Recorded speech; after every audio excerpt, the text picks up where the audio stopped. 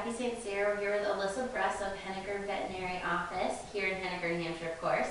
And I just have a couple questions for you today. So tell us a little bit about why you decided to become a vet and why you love it so much. Actually, I decided to become a vet by the time I was 7 years old. My grandparents had a farm in Wisconsin. We grew up with cattle up there. I had ponies growing up. Convinced my parents by first grade that I needed a puppy. Grew up with litters of kittens before Grandma and Grandpa spayed and neutered the cats, which later came about, and then I was kind of bummed because then we didn't have kittens every summer.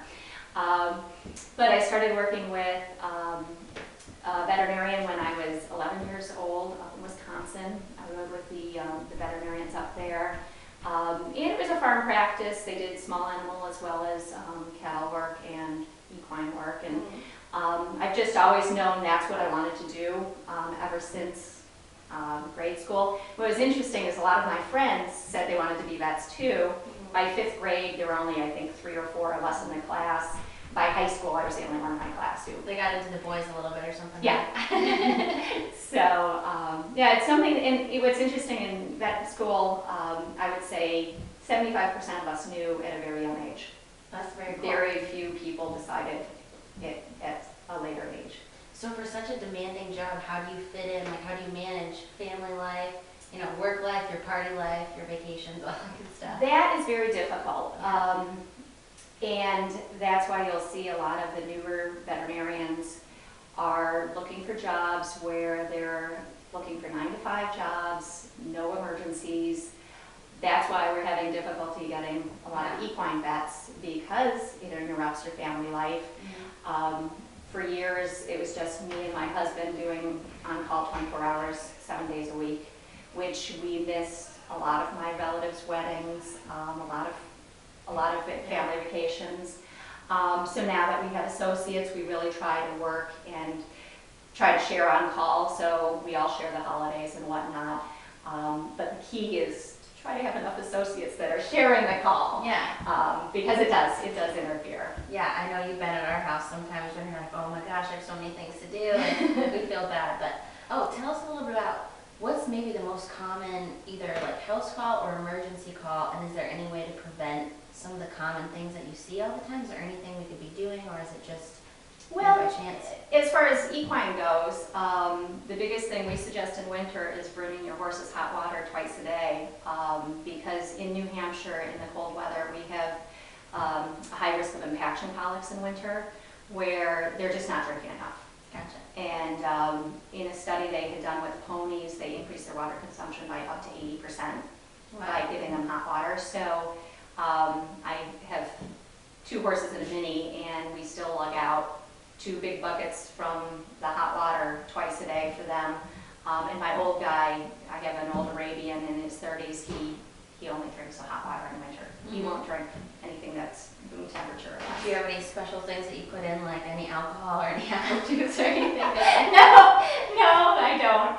But that is something that really does help. And we found that once our clients started listening to us, our run of impaction colics went down drastically. There was a time years ago when the practice was newer that I would be out in January. I remember one stint, 5 nights in a row, very cold nights, and one of my clients said to me, "How often do you get frostbite?" And I said, "Not to my knowledge have I gotten it, but as you have the tube in the horse and the water's running down your arm into your armpit, it is a risk with the job." But that is one thing that we do, and also salt blocks in the grain bins, so they're always getting salt. I do the 1-pound salt blocks in my horse's grain bins, so they're constantly drinking. And then, of course, the other big thing that we see is a lot of lacerations. Fencing is huge. People with inadequate fencing, horses get spooked. Right. And we have some tragedies that way. Yeah, that's definitely a main thing, but sometimes there's only so much you can do, unfortunately, with the ground or with whatever, income or whatever. But how has your practice changed over the past maybe 5 or 10 years? Have you seen it change, and like maybe how many horse owners or what they're doing? Or we used to have more of 4-H groups in the area, which has fallen off a little bit, and a lot of that I think is the kids getting into sports at a much younger age. parents are kind of getting competitive with their kids where they're competing in indoor soccer in winter, soccer outside in fall. Some of the kids are training baseball year round.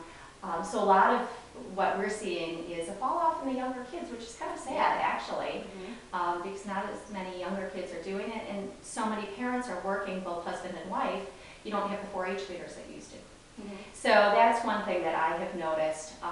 And also with the economy, when people lose a horse, they're not replacing it a lot of the time. So a horse that might have had 4 to 6 horses, a family who might have had 4 to 6 horses, now we're down to 2 or 3. And then we do have a big geriatric population of families that have had horses over the years, and just with the economy, when those older horses pass away, they're just not getting replaced. That's true. So we need more horses for Christmas presents and stuff like that. we need more 4-H involvement, more kids getting involved. You know, it's a great thing for kids to be involved in. Or even just family events with their parents, like backyard horseback riding. I did a lot with my dad growing up, just on the farm. We didn't do competitions or anything, but my sister, my dad, and I used to go out and just ride for hours. Exactly. That's what we're trying to do with kind of our horse days and interviews, just get people involved in horses again, and get people involved in the Quarter Horse Association, and you know, going to people's houses to ride, and just, you know, you don't have to show, but just a backyard trail horse or something like that, something you can have fun with and get the family engaged. Just like you said, maybe, you know, I know you don't have a lot of family time because you're a vet, but you know, maybe a horse can help integrate and bring all the family together. So that's kind of what we're trying to do here. Yeah, no, that's great. Yeah, it's really fun. Well, thanks for tuning in. Thank you so much for the interview. Oh, you're welcome. We appreciate it. Thanks.